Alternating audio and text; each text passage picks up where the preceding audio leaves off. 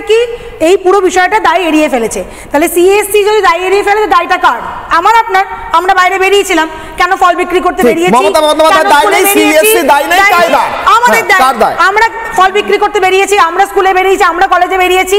আজকে আপনি ভাবুন, দুদিন পরে মা দুর্গার পুজো, সেখানে দাঁড়িয়ে একটা গোটা পরিবার, একটা নয় 11টা পরিবার চোখের জল ফেলছে, সামনে পুজো, তাদের বাড়ির লোক চলে গেছে। এর দায় কে নেবে? এর দায় নেবেন না মাননীয়া? কে নেবে তাহলে? আমার আপনার মতো সাধারণ মানুষ নেবে? এটা কোনো কথা? আজকে প্রমোটারদের কাছ থেকে দুটো পয়সার জন্য তারা বিভিন্ন জায়গায় ফ্ল্যাট করিয়ে ফেলছেন, বিভিন্ন জায়গায় ইলিগাল কনস্ট্রাকশন করিয়ে ফেলছেন। তার কোনো হদিশ নেই, সেই ইলিগাল কনস্ট্রাকশনের কোনো হদিশ নেই।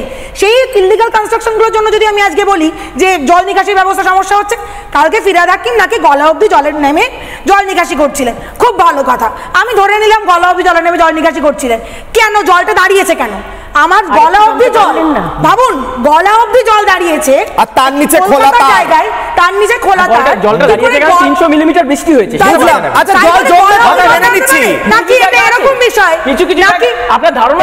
আচ্ছা ওনাকে বলতে 4 ঘন্টার নাকি এটা এরকম বিষয়? খুব ভালো কথা। নাকি এটা এরকম বিষয় যে সামনে ভিডিও ক্যামেরা করার জন্য আর দুটো ভোট পাওয়ার জন্য ওই দাঁড়িয়ে দাঁড়িয়ে ঝাড়ুদার করছিলেন? এই বিষয়টা কি এরকম? কতগুলো দোকান বসেইছেন আজকে খালের ধারে, কতগুলো গঙ্গার ধারে বসেছে, সেই হিসেব রাখা হয়?